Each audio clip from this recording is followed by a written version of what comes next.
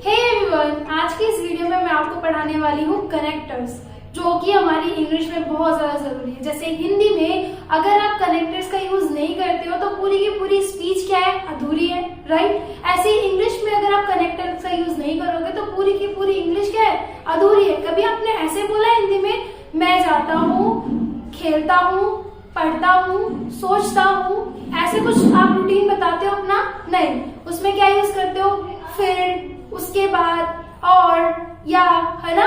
तो ये सारी चीजों को जो आप यूज करते हो ये सब होते हैं हमारे कनेक्टर्स। सबसे पहले हम जानते हैं कनेक्टर्स आखिर हम कहते किसको है। कनेक्टर्स कहते हैं हम जो दो सेंटेंसेस या दो वर्ड को क्या करता है, कनेक्ट करता है, जोड़ता है ना। उसको हम क्या कहेंगे, कनेक्टर्स। जैसे कि बिकॉज, एंड, और, देन, बट, इफ, सो, ये सारे हमारे कनेक्टर्स होते हैं। आज मैं आपको बताऊंगी कुछ ही कनेक्टर्स के बारे में जिसमें हम थोड़े से कंफ्यूज होते हैं कि उनका यूज कैसे और कब करना है, ठीक है। तो सबसे पहले हम शुरू करेंगे हमारे एंड और की और से। एंड का मतलब होता है और या का मतलब होता है और।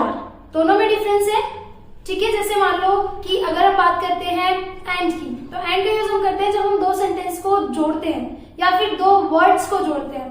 जैसे कि मैं और तुम जा रहे हैं, I and you are going. Okay, आप चाय लेना चाहोगे या कॉफी, ये है हमारा और वाला, जो या वाला मैंने बताया उसका है। उसमें क्या होता है, दो सेंटेंसेस या दो वर्ड जब अलग हो रहे होते हैं एक दूसरे से। जैसे कि आप चाय लेना चाहोगे या coffee, what would you like to take, tea और कॉफी। आपने एग्जाम में लेटर भी देखा होगा, दो लेटर में से आपको एक लेटर करना होता है, ऊपर और नीचे दो लिखे होते हैं, उसके बीच में क्या होता है, और। इट मीन्स क्या आपको दोनों करने हैं? नहीं, दोनों में से एक करना है। अगर उसकी जगह पर और होता तो आपको वो दोनों लेटर एग्जाम में करने होते।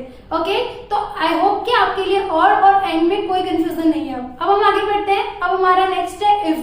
इफ का यूज करते हैं जब हम बात करते हैं अगर की, मतलब कि कोई काम अगर ऐसा होगा तो ऐसा कुछ होगा, राइट। जैसे कि अगर वो आएगी तो मैं जाऊंगा, अगर वो मुझे खाना देगी तो मैं खाऊंगा। मतलब हम क्या करते हैं, एक कंडीशन रखते हैं कि ऐसा कुछ होगा तो मैं ऐसा कुछ करूंगा।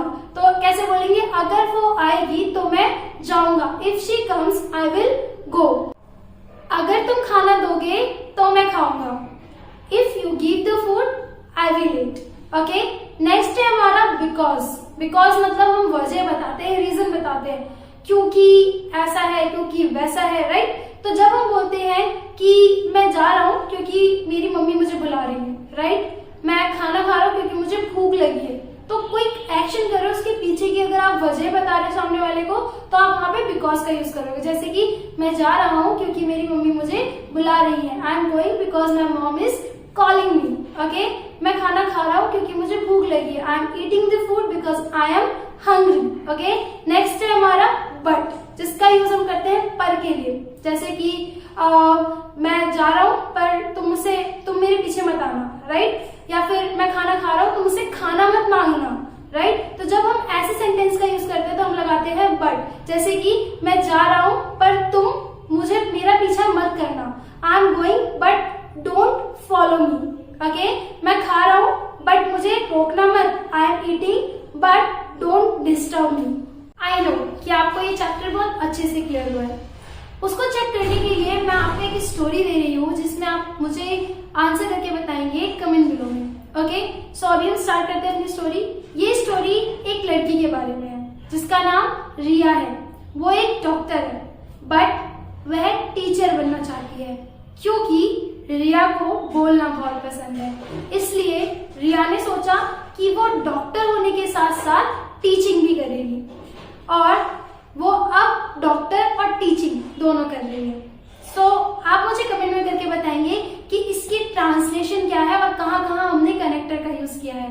ओके, एंड अगर आपकी जहां भी गलती होगी आई विल टेल यू कि कहाँ कहाँ आपकी मिस्टेक्स है। और अगर आपको ये वीडियो अच्छी लगी हो so please give us thumb and subscribe our channel.